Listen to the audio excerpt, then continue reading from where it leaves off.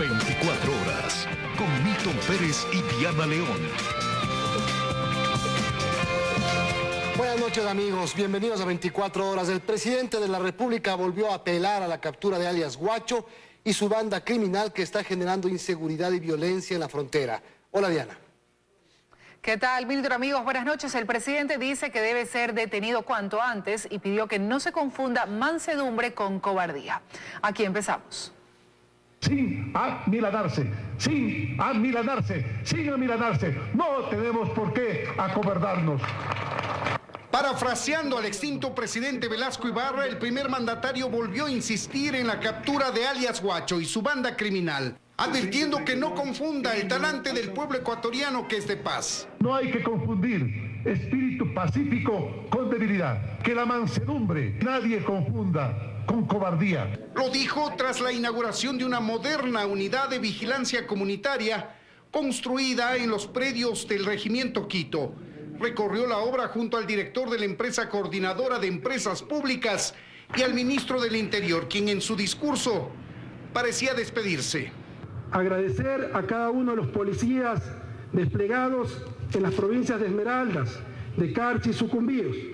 El país entero reconoce y agradece su valor y entrega. Pero no entregó ningún dato adicional sobre la liberación de la pareja de ecuatorianos secuestrados por alias Guacho, ni de la recuperación de los cuerpos de los 3 periodistas de Diario El Comercio. No es solamente el Guacho, pero es también él. Es por eso que es importante que esté donde debe estar, en la cárcel o acompañando en el camino a nuestros soldados heroicos, a nuestros periodistas. Al mediodía, el presidente Moreno, en esta misma unidad de vigilancia comunitaria, se reunió con los ministros del área de seguridad y mandos policiales, sin que se conozca detalles de esta reunión. En Quito, Freddy Paredes, 24 horas. Hoy se cumplen 8 días desde que el gobierno tuvo noticias de la pareja de ecuatorianos secuestrados por alias Guacho. El ministro del Interior, César Navas, anunció que se realizarán pruebas a los policías y militares encargados de la frontera norte. Exactamente el día de hoy, 8 días de que no hay ninguna comunicación con los secuestradores. Hemos mantenido, sí, reuniones de ayer con la familia, hemos informado los avances de la investigación, pero no hemos tenido contacto, no hay esa información. Bueno, nosotros como Ministerio del Interior solicitamos al Comando General de la Policía y a la Inspectoría General que se haga una evaluación de la gestión de los policías que han estado destacados en la provincia de Esmeraldas y como fue a disposición del presidente se va a ampliar este requerimiento a toda la frontera norte. Para ver cómo fue el trabajo, la productividad y demás, ¿no? Y hay pruebas de confianza que se deberán pasar.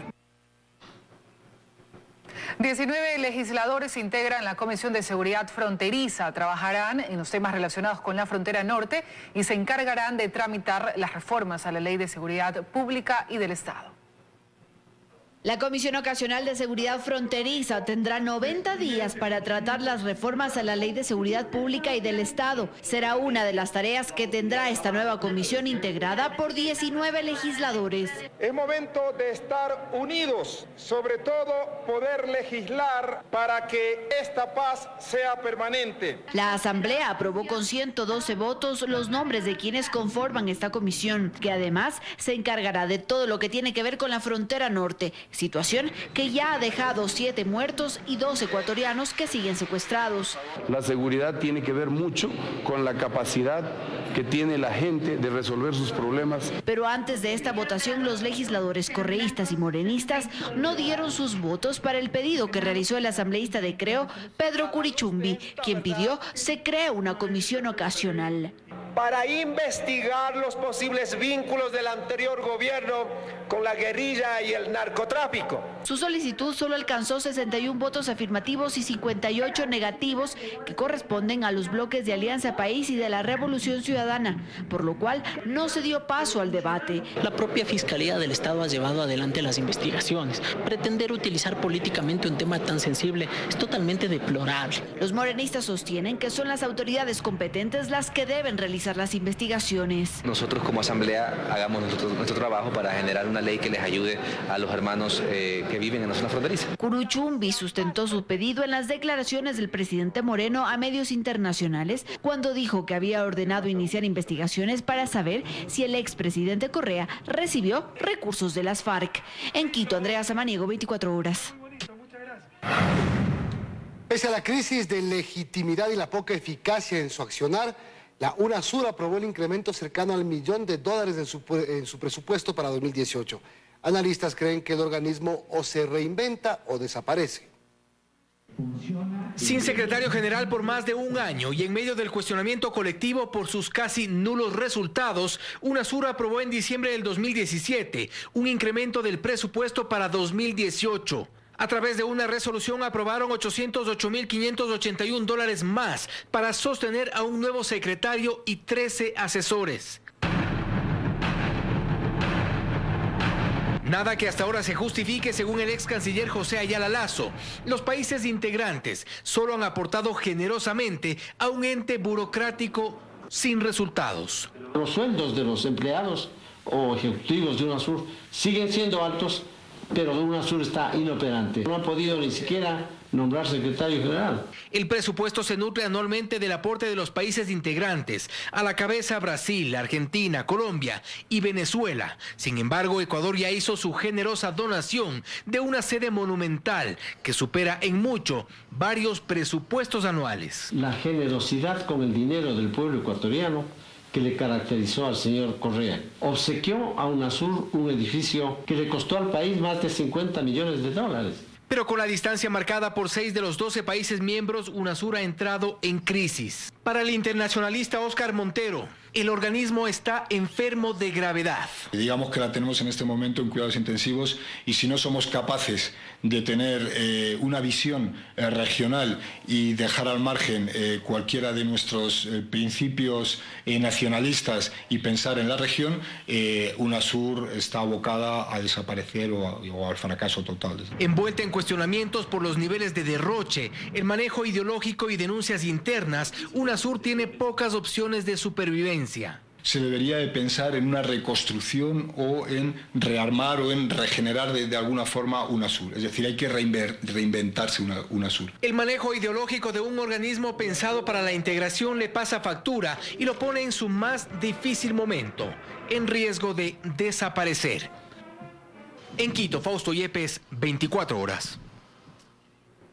Y cerca de $7 millones de los recursos para la reconstrucción de Manabí y Esmeraldas fueron asignados para el mantenimiento y reparación de aeronaves de las Fuerzas Armadas. La información, que está en manos de la Secretaría de la Reconstrucción, muestra que el comité del ramo tomó conocimiento del tema 2 días antes del cambio de mando. Este es el acta de la reunión efectuada por el Comité de la Reconstrucción el 22 de mayo de 2017, 2 días antes de que Lenín Moreno asumiera la presidencia. Como uno de los puntos del orden del día, las autoridades del organismo tomaban conocimiento respecto de la aprobación de proyectos ejecutados y otros en ejecución en las zonas afectadas por el terremoto. Entre rubros como bonos de vivienda, estudios de proyectos, reparación de carreteras, escuelas y demás, aparecen también una serie de recursos asignados al Ministerio de Defensa, cuyo propósito es ajeno al proceso de reconstrucción en Manabí y Esmeraldas. Por ejemplo, $1.158.000 para adquisición de repuestos nuevos para los helicópteros Puma, pertenecientes a la Fuerza Terrestre, o $1.339.000 para la reparación de un helicóptero MI-171 que se señalaba inoperable, además de otros rubros de menor valor, pero también dirigidos a mantenimiento de unidades militares. $869.000 para adquisición de partes y repuestos para mantener la operabilidad de los otros helicópteros MI-171 de la Fuerza Terrestre. $206.000 para adquirir repuestos para la inspección mayor del helicóptero Lama AS-315B. También $276.000 para el mantenimiento y reparación de válvulas de oxígeno de los helicópteros de la Fuerza Terrestre. Todas estas asignaciones provinieron de la Ley de Solidaridad, normativa que mediante varias medidas logró recaudar $1.537 millones, que según su texto debían usarse en la planificación, construcción y reconstrucción de infraestructura pública y privada, así como la reactivación productiva de las provincias afectadas.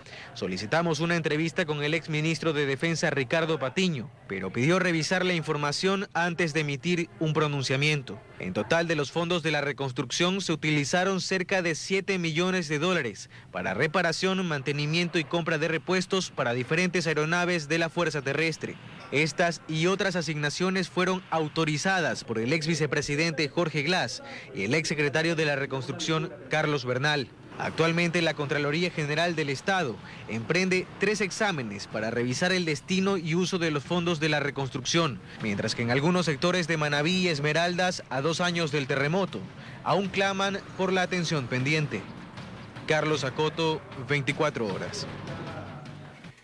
El lavado de dinero es uno de los delitos que existe en el Ecuador y está dentro de la estructura mundial del narcotráfico. El ser un país dolarizado y estar en medio de 2 grandes productores de droga como Perú y Colombia hace al Ecuador atractivo para limpiar dinero.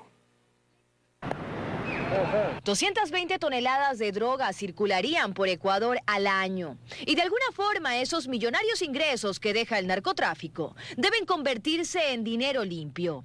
Por distintas razones, nuestro país también parece ser ideal para ello. La primera razón, estamos dolarizados y también nuestra ubicación geográfica. Estamos en la mitad de países que tienen narcotráfico y obviamente la cercanía hace que también seamos apetecidos. 10.000 millones de dólares mueve el lavado de dinero en nuestro país. 7.000 millones provenientes del narcotráfico, según la última información que dio un titular del CONCEP al respecto. Fue en el 2009. La información finalmente fue rectificada, pero nunca más se dieron nuevas cifras.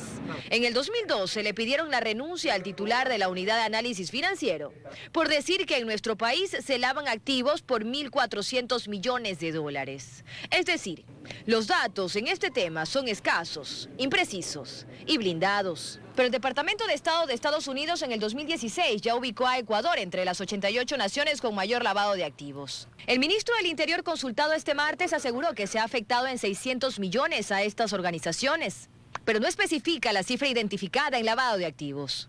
No aparecen directamente ellos, los dueños reales no aparecen directamente ellos como los dueños de las cuentas, pero siempre van a intentar tener el control. Para ellos es importante no delegar el control, sino tenerlo. Entonces, la función de los controles de cumplimiento aquí en el Ecuador es llegar al beneficiario final. Pero la realidad es igual de pesimista a nivel mundial. Según datos de las Naciones Unidas, el 5% del PIB mundial proviene justamente del narcotráfico. De este monto, el 70% logra finalmente ingresar al sistema financiero formal y las autoridades solo logran detectar un 1%. Mientras que el resto ya ingresa a la economía y es parte de la misma. Para entender la dimensión del problema, un ejemplo. El cartel de Sinaloa, que se encuentra en 51 países, maneja 3.700 empresas legales en el mundo. Dayana Monroy, 24 horas. Son 48 los proyectos que la Asamblea espera tratar en los próximos 12 meses. Entre las prioridades del Legislativo están los proyectos económicos que serán enviados por el Ejecutivo este jueves. Leyes en materia económica y de seguridad son la prioridad de la Asamblea. La hoja de ruta del Legislativo contempla, por ejemplo, los proyectos que envía el Ejecutivo como medida económica frente a la crisis. El Ejecutivo ha anunciado que el día 26 de abril enviará estas nuevas leyes que serán tratadas obviamente en el marco de económicas urgentes, si así es de la forma como ellos lo envíen, o simplemente dentro de las comisiones con el tratamiento normal que estas leyes requieren. La Comisión de Régimen Económico podría ser la mesa legislativa que empiece el tratamiento de esas leyes. Lo que hemos sabido es que se hablan de un conjunto de revisión sobre exoneraciones a grupos económicos que tienen o familias tienen más de $100.000 de ingresos anuales. No sabemos cuáles ni en qué condiciones. En el tema de seguridad, la Asamblea retomará la Ley de Desarrollo Fronterizo vetada por el expresidente Correa. Hasta la segunda semana de mayo este tema ya estaría pasado al Pleno. Son 48 leyes que la Asamblea Asamblea espera tratar hasta mayo de 2019. Hay plazos en ella, tenemos que tramitarlas y fundamentalmente aprobarlas, que haya votos para los temas que le interesan a los ciudadanos, no los temas que le interesan o a las coyunturas solamente políticas. Ha habido el compromiso de las bancadas, hemos mantenido una reunión con el CAL y estamos ya predispuestos a trabajar en esa agenda. Además, la presidenta de la Asamblea Nacional informó que será este jueves cuando se realice el juicio político en contra del fiscal Carlos Vaca Mancheno. En Quito, Andrea Samaniego, 24 horas. El proyecto de ley anunciado por el Ejecutivo para viabilizar el plan económico del presidente Moreno genera expectativa entre los legisladores de la Comisión de Régimen Económico. Señalan que el techo de la deuda pública en el país debe ser definido. Siendo las 15:56, cancelamos esta sesión. Gracias, asambleístas. Por unanimidad, se suspendió la sesión en la que estaba prevista la comparecencia de los titulares del Ministerio de Economía y Finanzas, Semplades y Servicio de Rentas Internas. Los legisladores de la comisión decidieron no dar paso a la comparecencia de delegados. Yo preferiría, en lo personal, que sean los titulares, señor presidente.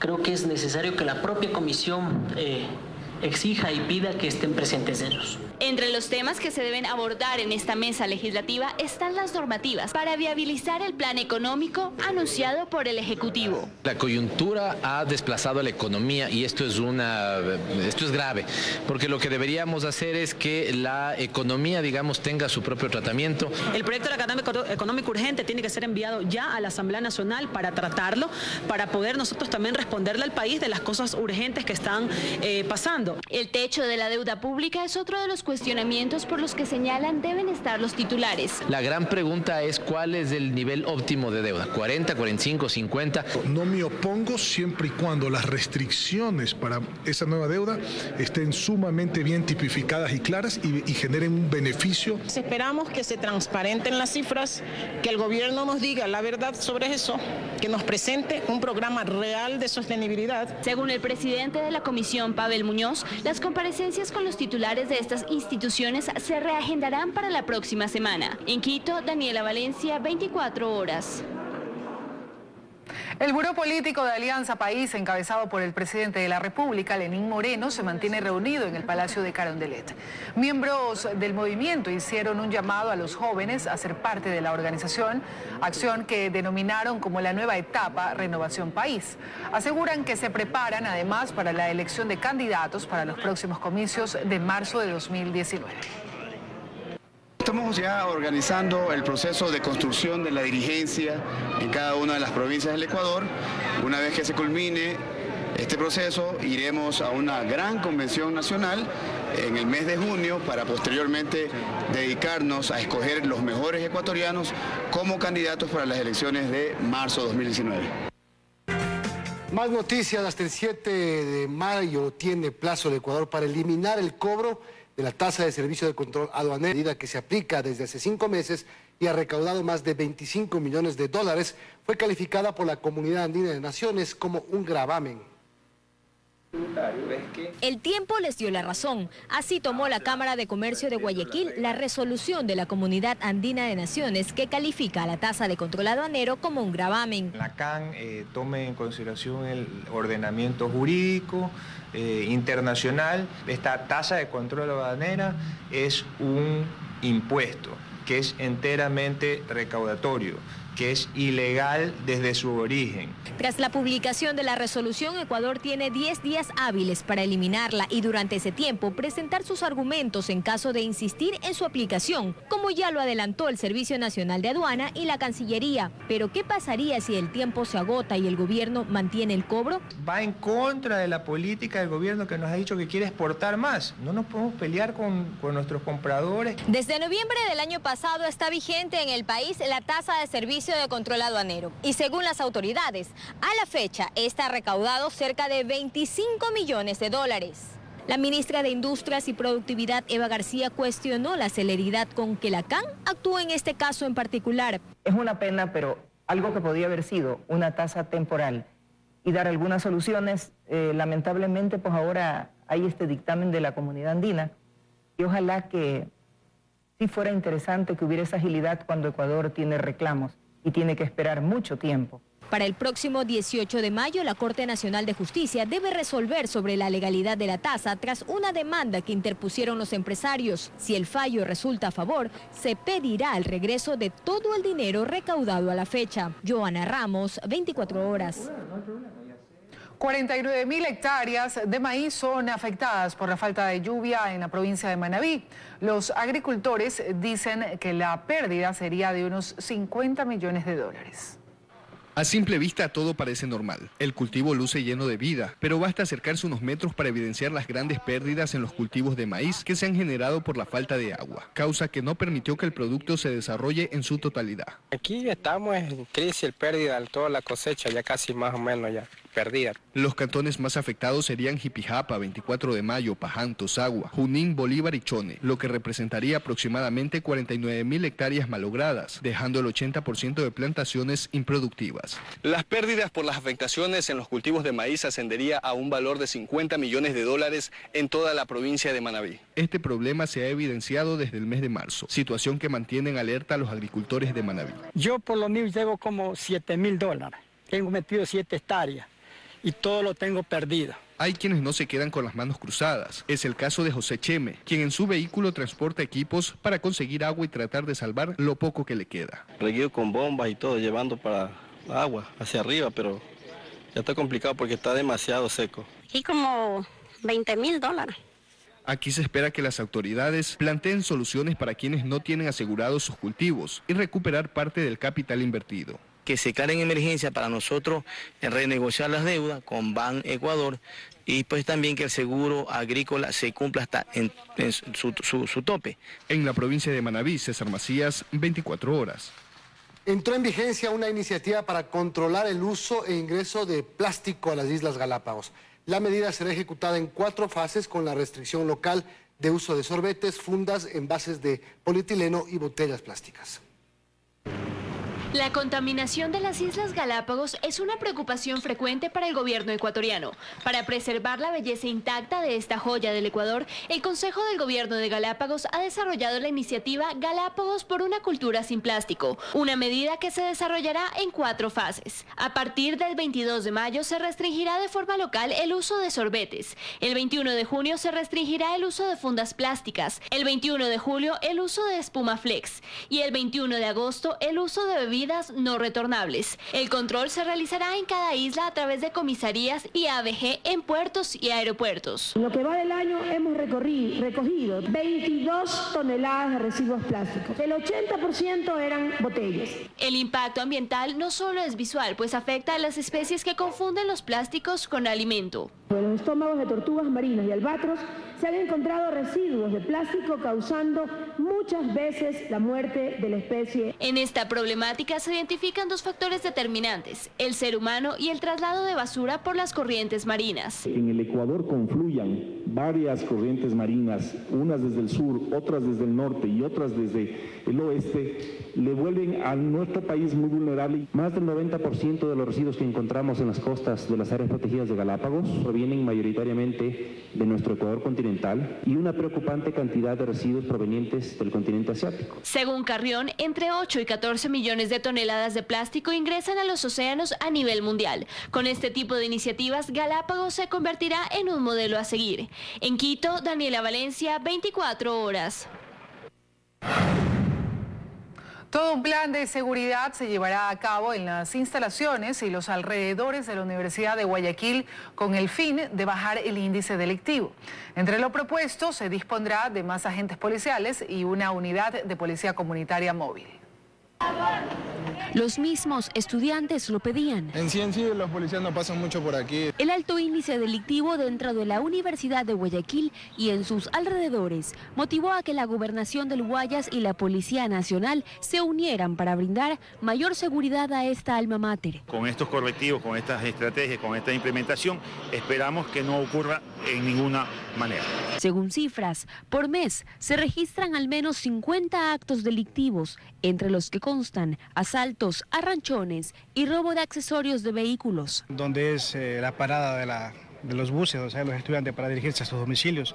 Es el lugar más llamativo para los delincuentes, se podría decir, para proceder a realizar sus actos ilícitos. Algo que quieren disminuir. Para ello, la Policía Nacional dispondrá de 9 policiclos y la instalación de un UPC móvil en sectores estratégicos, por ejemplo, en la entrada y salida de la universidad, y reforzar el control del lado del malecón del Salado. Conjuntamente se instalarán más de 40 cámaras dentro y fuera del establecimiento, que estarán conectadas con el ECU 911. Además de la colocación de luminarias, el costo de este plan es de alrededor de $6.000. En los lugares más álgidos habrán más cámaras y con cobertura de 360 grados. El control se reforzará en horas de la noche, que es cuando más se registran estos hechos, para que de esta manera los estudiantes puedan estar más confiados al momento de salir de sus aulas de clase. Valery Villalba, 24 horas.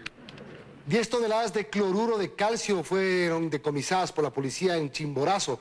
Según las investigaciones, este precursor tenía como fin llegar hasta la frontera norte del Ecuador. Mediante un operativo se logró la detención de un camión que transportaba precursores y sustancias químicas sujetas a control. Al momento de ver la presencia policial trataron de evadir el operativo, pero a los pocos minutos fueron detenidos. Con precursores químicos, y aparte de eso se encontraba también transportando mercadería de contrabando. Trataron de darse a la fuga, realizando acciones evasivas. El transporte salió desde Cantón Zapotillo y tenía como objetivo llegar hasta Carchi. En el cajón se encontró 400 sacos de calcium. Se usa para el secado de la droga y obtención de ácido clorhídrico de forma artesanal, usados en el procesamiento de la droga. Sustancias químicas que son utilizadas para el procesamiento de droga. 4 personas fueron detenidas, un camión y un automóvil, el mismo que abría paso. La forma de movilizarse de estas organizaciones siempre tienen un vehículo de resguardo, de avanzada, como les llaman ellos, ¿no? A fin de evitar los controles policiales. En el mismo operativo fue detenido otro camión que transportaba 80 cajas de manzana, 1.039 cajones que contenían uvas, 209 de mandarinas, entre otras frutas, las mismas que no tenían guía de remisión. Se encontraba transportando contrabando, como en este caso frutas, desde el vecino país del sur. En Riobamba, Mercedes Chávez, 24 horas.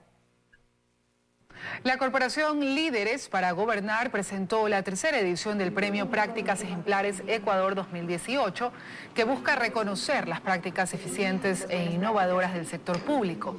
Esta iniciativa, que se realiza por 3er año consecutivo, incluirá en este periodo un premio especial a proyectos de cooperación público-privado. Las postulaciones se receptarán desde hoy hasta el 30 de junio en la página web www.practicasejemplaresecuador.com. La idea es que aquellas prácticas que se están haciendo y que tengan incidencia positiva en la vida de los ciudadanos, que cumplan con los indicadores que están explicados en las bases, que sean eficientes y que puedan ser replicables, que es un factor importante, postulen.